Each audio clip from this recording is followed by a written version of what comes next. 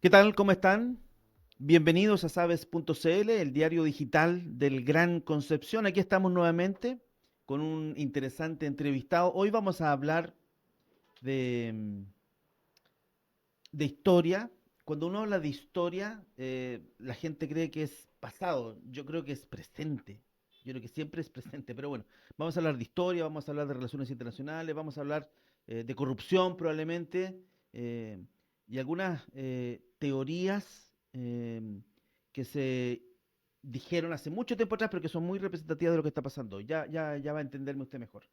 Está con nosotros Dani Monsalves, profesor de Historia de la Universidad de Concepción. Dani, ¿cómo está? Bienvenido.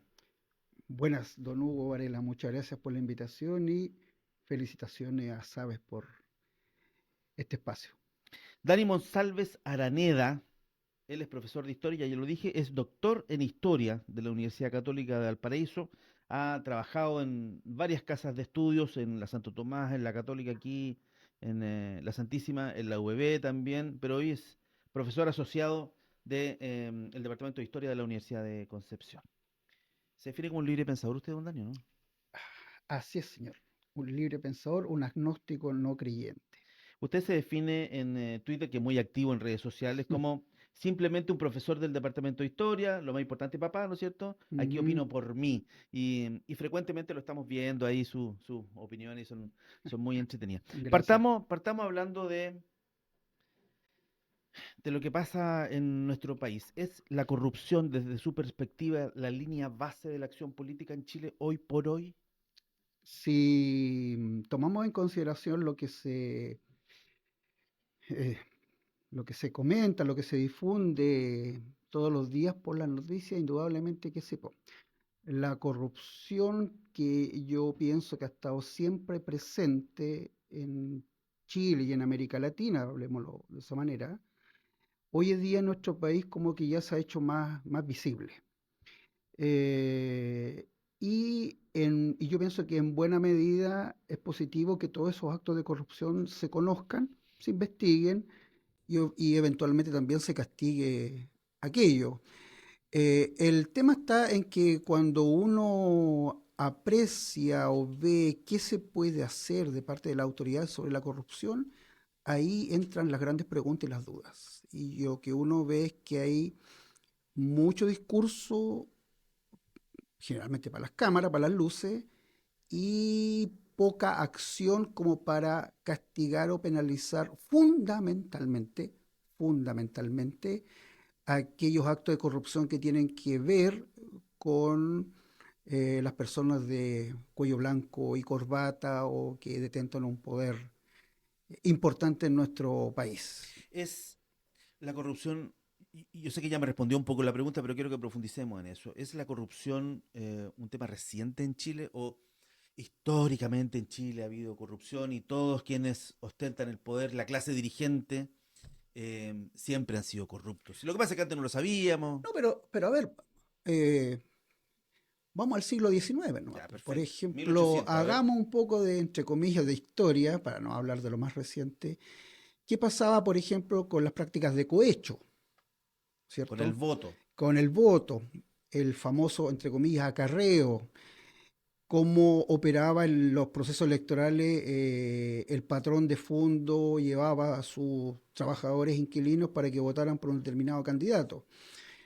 Claro, Todavía, todavía, todavía hay harto de eso en el todavía, campo chileno. así es, señor. Y fundamentalmente en ciudades donde prima un importante sector rural, de campo.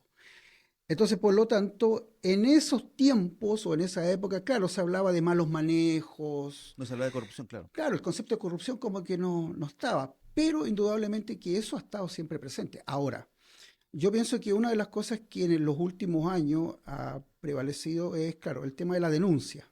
Ya, la denuncia por redes sociales o por personas que se han atrevido a denunciar los actos o los malos manejos o derechamente la corrupción. Vicente Huidobro, el año 1925, en su famoso balance patriótico, ya decía, ¿no es cierto? Ya decía que el que no se ha vendido está esperando que lo compren. Sabias palabras del poeta en ese entonces, 1925. Entonces, yo pienso que la corrupción siempre ha estado presente, de distintas formas, quizás con distintos grados, pero lo que hoy estamos viendo es que como que esto se destapó finalmente. Ya. Toda esa basura que por años quizás se escondió bajo la alfombra, ya derechamente se destapó. Y el problema está en que ya como que nos sorprende. Mm. Y peor aún, se termina naturalizando. Sí, claro, uno se sensibiliza con el tema, otro caso más de corrupción, otro alcalde detenido, otro alcalde procesado, que sí, Esto ya no es otro. novedad. Sí. Yo encuentro increíble que en este contexto, por ejemplo, tengamos alcaldes que sean enviados a la cárcel y sigan siendo alcaldes. Yo no lo entiendo, de verdad que no lo entiendo. Yo entiendo que no hay una ley que dice que cuando un alcalde, artículo 34, cuando Mm. un alcalde sea formalizado o enviado a prisión, debe inmediatamente dejar su cargo, automáticamente. Eso no existe, yo entiendo. Pero la, Pero pre- la pregunta ahí, don Hugo, es la siguiente. La responsabilidad, por supuesto, del alcalde o de la autoridad. Pero ¿qué pasa con la población, los que votan? Porque también habría que preguntarse qué está pasando ahí. O sea, ¿qué pasa que un sector de la población importante siga apoyando, votando a una persona que está acusada y comprobada de corrupción? yo creo que la gente, ya esto es más que una conversación que una entrevista, pero yo creo que la gente no hace No, no ese hace. estudio, no No. hace, a ver, estos son los candidatos, candidato uno, y miro su historia, está condenado, no, por esto no voy a votar, no, no hace ese ejercicio. Tengo la sensación, y mire lo que le voy a decir, tengo la sensación que muchos parlamentarios de hoy están ahí por el nombre o por el apellido. Así Entonces la es. gente va y, este nombre me suena, voto por él. Sí. Nos falta, pero muchísimo como ciudadanos Pero hay para eso. otra cosa que uno lo percibe y lo ve, y hasta lo ha estudiado, es que el tipo puede ser corrupto, te dice. El tipo a lo mejor se llevó la puerta de la municipalidad para su casa, pero hizo cosas. Me hizo cosas. Me pavimentó, colocó luz y una pila de granjería y otras cosas. Apadrinó el club deportivo. Nos regaló camisetas. Ya. Y entonces, por lo tanto, bueno, ¿qué tanto si es corrupto? ¿Verdad? Pero mira cómo está, mejoró la calidad de vida. Entonces, las personas terminan finalmente dejando de lado el tema de si es corrupto o no es corrupto. Sí, ahí derivamos al otro tema que quería plantear, que es lo que pasa aquí en la región del Biobío, digamos, Uh, a propósito de corrupción o amiguismos. Em, Porque esto yo se lo preguntaba al gobernador Rodrigo Díaz varias veces, digamos. Él dice que no es una persona corrupta en absoluto, que ha cometido errores como cualquiera, eventualmente, que, que sometido a la situación nuevamente no volvería a contratar a tal persona o no volvería a darle tal recurso a tal amigo que él le acompañó en la campaña, digamos. Entonces, hay una diferencia entre lo que es corrupción y amiguismo, entendiendo amiguismo como, no sé, pues si yo voy a postular a un cargo de elección popular y hay un grupo de personas que me acompañan en esto, después cuando yo llego al poder, reparto entre mis amigos determinadas cosas y privilegio a mis amigos por sobre otros que pudieran merecer más incluso ese beneficio que mi amigo. ¿Es amiguismo lo que o pasa es que esa corrupción? ¿Eso gente es de, corrupción también? lo que pasa es que esa gente de confianza, todos y todas las autoridades siempre trabajan con un equipo que le merece confianza. Y eso va a ocurrir en cualquier parte, en cualquier parte. El tema está en que cuando tú ya llevas años trabajando de esa manera, se supone que tú conoces cómo funcionan y operan esos amigos o tu círculo, o como dice usted, sus amigos. Entonces, a mí lo que me llama la atención es que, en este caso puntual de lo que pasa en la región del Biobío, todos y todas de una u otra manera sabían o estaban al tanto de lo que estaba pasando con el tema de los convenios, por colocar un caso. Pero resulta que quien está arriba no sabía. O sea, a mí me extraña que una persona que elija sus asesores durante años, que trabaja con ellos durante años, no sepan que sus asesores estaban operando de esa manera. A mí por lo menos me genera dudas. Ahora, si es corrupto o no corrupto, el gobernador eso lo tendrá que determinar la justicia, por supuesto. Pero uno como ciudadano tiene el legítimo derecho de plantear sus dudas. Ahora, él tendrá que defenderse después, pero a mí sí me llama poderosamente. Yo colocaba el ejemplo otra vez. Yo tengo un grupo de ayudantes que contrato, que elijo. Esa gente me es de absoluta confianza. Y resulta que me entero por el director de mi departamento que uno de mis ayudantes o dos de mis ayudantes están filtrando preguntas al curso al cual están trabajando. Y resulta que los ayudantes son de exclusiva confianza. Vengo trabajando con ellos desde 5 años. Mm, No, o sea, mm, mm. yo creo que uno puede ser Hay una... incauto hasta las sí, 12 por no decir otra cosa. sí, claro, pero hay una evidente falta de control. Yo incluso que don Rodrigo estaría de acuerdo con eso, pero él, cuando uno le pregunta esto, dice, pero es que son tantos papeles los que uno No, tiene no, que no, no, firmar. no, no, no. Pero Sí, se argumenta sí, eso, que sí, si no, uno no, no. firma... Pero espérese un poco. Rodrigo Díaz, él manifestó, cuando se planteó la última campaña, de que lo que él planteaba es que él no era de los políticos tradicionales, Sí, ¿ya? por eso renunció, de hecho. Y marcó diferencia, casi una diferencia ética. Los políticos están en esa línea y yo estoy acá. Pero resulta que al final terminó actuando y operando como cualquier político. Entonces, esas cuestiones que de repente se intentan instalar se vuelven como un boomerang después. Quiero hablar un poquito de lo que pasa más a nivel nacional ya. Estaba buscando acá el tema nacional. Eh, yo a veces, yo soy periodista de los viejos, de los antiguos, digamos. Yo siempre he entendido que el periodista está detrás, que lo que realmente importa es la noticia. Pero de pronto hay eh, colegas, digamos, o programas que se plantean como dueños de la verdad. Estoy hablando en particular de los matinales. Tengo ahí un tema yo Somos dos. con los matinales santiaguinos en términos generales. Entonces, los políticos hoy juegan ese juego y lo juegan muy bien y lo saben jugar muy bien. Y eso acarrea minutos en pantalla y acarrea frases grandilocuentes que, en fin, fíjese que, y se lo comento a usted en la casa, a finales de los 60 se planteó una teoría, un filósofo planteó la teoría de la sociedad del espectáculo. Y yo lo encuentro notable porque hoy día todo es espectáculo. Hoy día todo es espectáculo. Él dijo, em, pasamos del ser al tener y simplemente al parecer. O sea, hoy día pasamos de ser al tener plata. Todo gira en torno a la plata y al parecer una cosa que no somos en realidad. Eh, ¿Qué tan mal nos ha hecho esta manera de actuar? Si me permite, le sugiero dos lecturas más actuales. Ese texto de Guy Debord es muy bueno, La sociedad del espectáculo. Marcó mucho en la generación 68 del proceso reformista de cambio. Pero hay dos libros que yo recomendaría además. Uno es El consumo me consume, de Tomás Mulián. Es un librito pequeñito que usted lo lee en la micro, en el biotren o en el avión, donde sea. Es un opúsculo y retrata de cómo es la sociedad del consumo hoy en día. Uno. Y el otro es un texto de Vargas Llosa, ¿ya? Que como escritor es muy bueno, pero en sus opiniones políticas yo difiero absolutamente, Ok. digamos. Se llama La civilización del espectáculo. Y son libros recientes. Y bueno, cuentan un poco lo mismo que estamos hablando.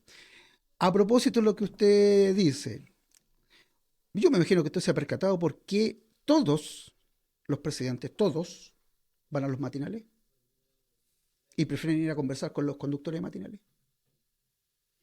Uno, porque en general los conductores de matinales privilegian el tema sensacionalista, no son periodistas que hagan preguntas punzantes, que coloquen en entredicho, digamos, al entrevistado. Dos, porque se supone que ir a los matinales le permite llegar a una mayor cantidad de personas que está conectado en la mañana viendo a propósito de ese libro, el espectáculo que se está dando. Los matinales se han convertido realmente en verdaderas, casi entre circos romanos, tribunales populares, Mm. y los conductores se prestan, son una especie de telepredicadores. O sea, se levantan con una moral, con la espada de la moral para enjuiciar, apuntar al resto, y por lo tanto lo que hay es una competencia de quién dice muchas veces la barbaridad más grande, y por lo tanto todos y todas vamos cayendo un poco en esa dinámica. En Sí, esa yo dinámica. entiendo la dinámica de la TV. Por supuesto que la entiendo. Trabajé muchos años en televisión. Entiendo esa dinámica. Pero no entiendo que la clase política dirigente, la gente que tiene a cargo los destinos del país, que es un asunto serio, por favor, es un asunto serio, caiga finalmente en ese El juego. problema es que si usted no va a los matinales, se transforma en un paria. No existe. No existe. Eso es así. ¿Quiénes son los que siempre están en los matinales? Los alcaldes, fundamentalmente. Y algunos dirigentes políticos. porque necesita tribuna, Lo que pasa es que así se levantan candidaturas presidenciales y yo lo encuentro increíble. pero es que esa es, Si aparece muchas veces en los eso, matinales, puede ser posible candidato eso, presidencial. eso es lamentablemente lo que se está viviendo hoy día en una crisis que es generalizada, no solamente en Chile, sino en el resto de América Latina también. Bueno, hay excepciones, por supuesto, pero en el caso chileno hay un problema mayor. Yo tengo una contradicción casi vital, diría yo. Yo siempre he pensado que la política es el instrumento fundamental que tenemos todos para hacer sociedad y comunidad. Siempre le digo a mis estudiantes, no confundamos política vinculada a partidos. Eso es una cosa. La política es algo mayor que es el pensar y el hacer colectivo junto a los otros. Y usted hace política en su casa, en su barrio, en su ONG, en su trabajo. Bueno, esa política del pensar y el hacer colectivo hoy está en una crisis, está vaciada, y por lo tanto, lo que tenemos hoy, y no hoy día, sino que ya hace mucho rato, es lo que Gramsci llamaba una crisis orgánica, que se traduce en qué? En una crisis de legitimidad y de representatividad. ¿En qué sentido? Que yo le resto legitimidad a los que están arriba. No me representan. No les doy legitimidad. Ese señor no me representa. Son todos corruptos, son todos malos. Y el problema que hay ahí es que ese es un caldo de cultivo para que Mm. emerjan desde populistas, demagogos y etcétera. Lo que Gramsci llamaba los monstruos. Sí, estoy pensando en populistas, demagogos, en candidatos presidenciales que están o estuvieron haciendo campaña desde el exterior a Exterior, Chile y nunca Franco llegaron París. a No, Chile. Entonces, es un chiste. bueno, pero si la gente que vota a esas, bueno, en fin, ya, ahí me empiezo a enojar. Hay un Quiero, problema, sí, es que hay un problema ahí no, no sé si llamarlo de educación, de autoeducación, de formación de la población en general. Yo pienso que ahí hay un problema, porque las personas no terminan marcando las diferencias entre el que es, no sé, más honesto, menos honesto. Todos son iguales, todos son corruptos, todos son ladrones. Y yo pienso que no es así. Yo siempre he creído, pienso que hay excepciones. Hay gente que hace bien su trabajo, que seguramente no están en los matinales, sí, claro. ¿Están claro, trabajando? y están trabajando. Claro, sí, Usted lo ha claro. dicho muy bien. Sí. En vez de estar en el matinal ahí vociferando, están trabajando en comisiones. Pero esa gente no vende. Hablemos un poquito de relaciones internacionales. Se ha complicado esto con Argentina ahora último. Oh, Mire, a ver, voy a hacer una secuencia, a ver si me siguen. Presidente Milei, el tema del Tratado Antártico, o sea, volvió con el tema, a pesar de que hay un Tratado Antártico firmado, digamos, y que inhibe cualquier petición, después hubo ejercicio en el Canal Beagle, hacia 48 horas después hubo ejercicio en el Canal Beagle, después aparece Patricia Bullrich hablando de Hezbollah, y después aparece disculpándose. Entonces, ¿qué pasa con Chile y Argentina? Estamos volviendo ahí con... no, lo que pasa es que yo creo que hay que entender un poquito la dinámica interna de la política argentina. Ya. Ya, ahí va lo siguiente. ¿Es esto, cree usted, que está intencionalmente orquestado para precisamente dejar de hablar del hambre en Argentina y empezar a hablar de otras Sí, cosas? bueno, por supuesto. Yo creo que hay algunas estrategias que efectivamente eh, lo que se puede llamar pirotecnia, como para distraer la atención y Sí, no claro. preocuparse de lo que está realmente aconteciendo Eso es de en manual, Argentina. digamos. Sí, no, es una cuestión más vieja que no sé. Pero yo creo que tiene que ver también con la falta, no sé, a ver, yo pienso que lo que está pasando en Argentina con el gobierno de Milei es que son personas, muchas de ellas que están improvisando, están improvisando. Nunca, nunca jamás han estado en el aparato estatal, siempre, en general han sido gente que ha estado en el mundo privado, y por lo tanto se encontraron con un Estado o con una forma de manejar el Estado que, bueno, se le ha transformado en un problema. Y eso, digamos, se traduce en muchas veces en un presidente que tiene problemas de incontinencia verbal, entre otras cosas. Entre otras cosas. Sí, yo no sé. Entonces dice una cosa, insulta, eh, La emprendió bueno, contra el bueno, Papa. Me acuerdo que la emprendió contra el Papa y no, después pero se fue a bueno, tomar una foto con el bueno, Papa. habló de Petro contra Lula, contra el Papa, bueno, qué decir al interior de Argentina, está peleando con los periodistas ahora. Entonces hay un problema serio ahí, que yo realmente, a un país que le tengo mucho cariño, lo paso muy bien cuando voy a Argentina, y yo veo con preocupación lo que está pasando. Ahora, ¿De qué manera eso puede afectar las relaciones con nosotros? A mí me parece que lo que ha hecho el gobierno de Chile es de inmediato colocar un freno y decir, a ver, esto parémoslo. Y no dejar que esto circule, circule, circule y se vaya.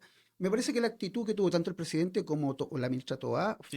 fue la correcta, la pertinente. Porque cuando tú tienes al frente a alguien que cada cierto tiempo se sale de madre, o como Maduro, por ejemplo, en Venezuela, tú tienes que colocar la mesura y decir, los temas internacionales no se ventilan por la prensa, se manejan de manera interna. Mm, Entonces, yo pienso que no habría que pescar mucho a Milei, ¿eh? No. mm. Habría que dejarlo ahí que al interior de Argentina resuelvan los muchos problemas que tiene. Hoy día veía una publicación de Times donde aparecen las 100 personas más influyentes del país. Milei, el único presidente latinoamericano. Sí. Bueno, sigamos, sigamos. Le iba a contar algo de Venezuela. Nos queda poquito tiempo, que lata. Estas Sí. conversaciones deberían ser más largas. Yo nací en el 71. Por lo tanto, no voy a decir viví el 73, pero sí me acuerdo de algunas cosas.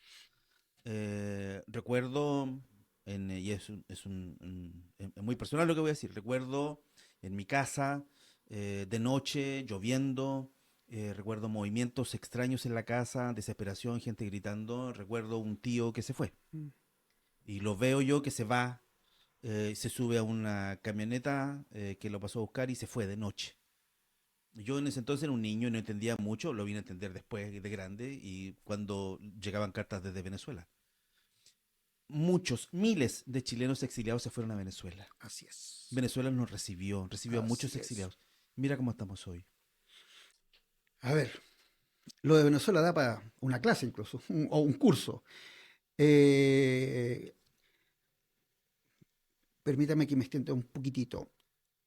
Para entender lo de Venezuela, no solamente hay que hacer el corte en 98-99 cuando llega Chávez. O sea, Chávez llega por algo. Y Chávez llega, entre otras cosas, porque hay, y por eso es bueno de repente leer de historia. Chávez llegó ahí porque la población tenía un rechazo total a la corrupción de los partidos tradicionales, los ADECO y los COPEI. Tenían un desprestigio total los partidos y la política. Y entonces en ese contexto emerge Un un, codillo. un caudillo Claro. con un discurso, llamémoslo demagogo populista, como usted lo quiere llamar, que ya en el 92 había dado un golpe de Estado, ¿no es cierto?, con Sí. un militar, y llega al gobierno y comienza a producir toda una transformación que luego él la denominó la revolución bolivariana. Chávez se convierte en un líder, en un referente, voy a hacer una comparación para que se entienda, como Perón o el peronismo en Argentina. Pero ¿qué pasa generalmente cuando surgen estas figuras grandes, como caudillos o populistas? ¿Qué pasa cuando desaparece el caudillo? Se produce un vacío de poder y finalmente todo eso que el caudillo aglutinó o reunió por su capacidad se empieza a digregar, se empieza a atomizar. Es obvio. Entonces, ahora, eso fue acompañado de un gobierno que derivó rápidamente en un régimen autoritario, en una dictadura, y que hoy día Maduro la tiene ya a niveles máximos, porque Maduro busca ser Chávez, pero es una imitación burda, tosca, hasta grosera, diría yo. Segundo, hizo una cosa, yo diría yo, tanto Chávez como Maduro muy inteligente. Lograron cooptar a las Fuerzas Armadas. En el fondo, las Fuerzas Armadas están cooptadas por el régimen. Entonces, como dijo una vez Chávez, a mí no me va a pasar lo de Allende, porque las Fuerzas Armadas están conmigo. Mm, Claro, porque las logró cooptar. mm. Entonces, ¿en qué ha derivado hoy día el régimen de Maduro? En una dictadura, ¿no es cierto?, que ha generado que miles o millones de venezolanos tengan que salir de su país. Entonces, yo realmente hoy día no veo así una solución a lo que está pasando en Venezuela. No la veo. Yo veo que cada día deriva más en prácticas autoritarias, punitivas, de censura, ¿no es cierto? Y yo eso no le veo vuelta en el corto tiempo. Sí, ojo que estamos inmersos en un proceso eleccionario. Ahora, luego, un par de meses más, me parece que hay elecciones en Venezuela. Y bueno, y hay varios candidatos, pero sabemos que, en Lo que fin, algunos llaman la farsa electoral. sí. Lo último ya para ir terminando, ¿cree usted,